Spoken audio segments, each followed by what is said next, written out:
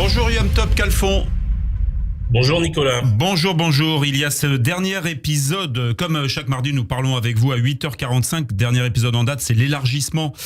On en a parlé depuis le début, depuis 6h du matin, de l'élargissement de cette offensive à Rafah. Alors bon, les États-Unis appellent Israël à une pause, libérer des captifs supplémentaires, à acheminer de l'aide humanitaire. Il y a eu ces 2 otages qui ont été libérés bien sûr hier, mais selon le département d'État, les frappes de Tzahal à Rafah constituent pas vraiment le début d'une vaste offensive.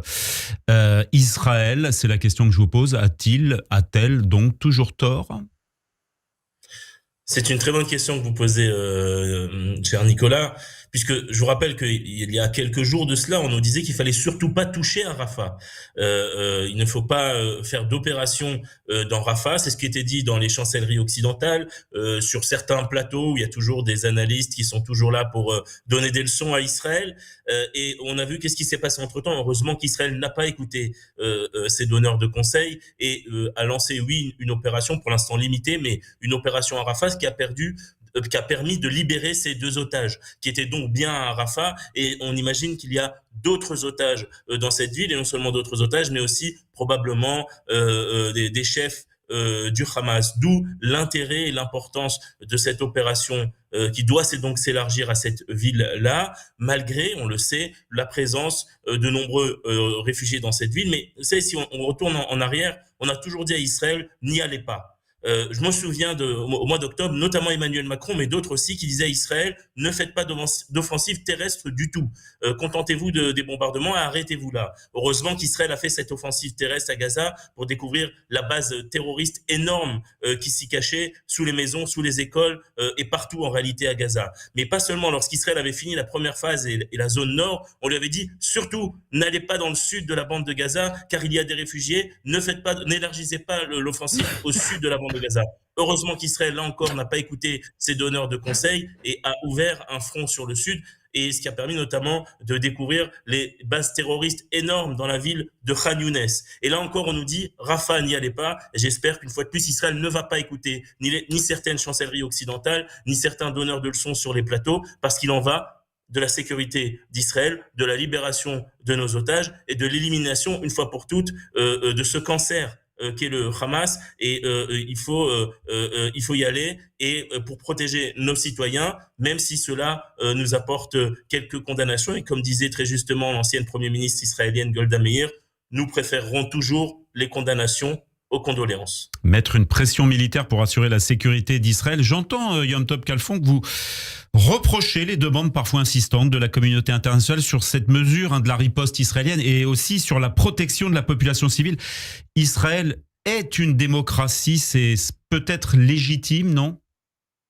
Oui, alors encore une fois, Israël est une démocratie. Israël prend garde au droit international comme une démocratie. Mais jusqu'à présent, je n'ai jamais encore entendu, en tout cas, de preuves d'autres démocraties qui auraient agi différemment d'Israël, y compris dans ce qu'on appelle les victimes collatérales, les civils qui meurent. Aujourd'hui, le rapport entre le nombre de terroristes et de civils n'est toujours pas clair dans la bande de Gaza. Israël parle d'au moins 10 000 terroristes du Hamas éliminés. Le Hamas parle de 27 000 ou 28 000 morts en tout. On ne sait pas si ces chiffres sont exacts, mais même si ces chiffres étaient exacts, on parle de 1 pour 2,5 ou 1 pour 3. Les rapports dans d'autres conflits parlent par exemple de 1 pour 9. C'est notamment le cas dans les conflits en Irak, en Syrie, que les États-Unis, la France et d'autres ont mené face à Daesh, face à Al-Qaïda, pour une menace, rappelons-le, la menace d'Al-Qaïda, la menace de Daesh est beaucoup moins importante pour des pays comme la France ou les États-Unis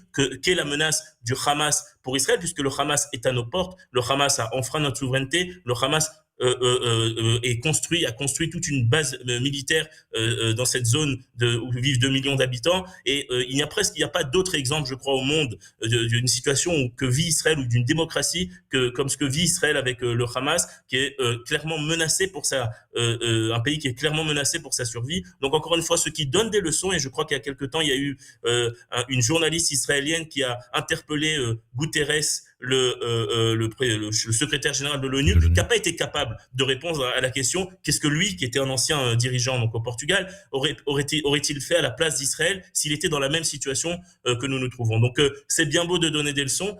nous sommes une démocratie.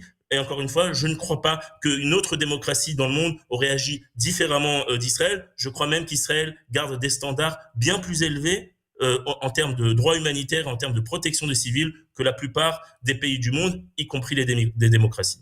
Merci Yom Tov Khalfon. Je rappelle que vous êtes avocat et ancien député du parti Yamina. À mardi prochain.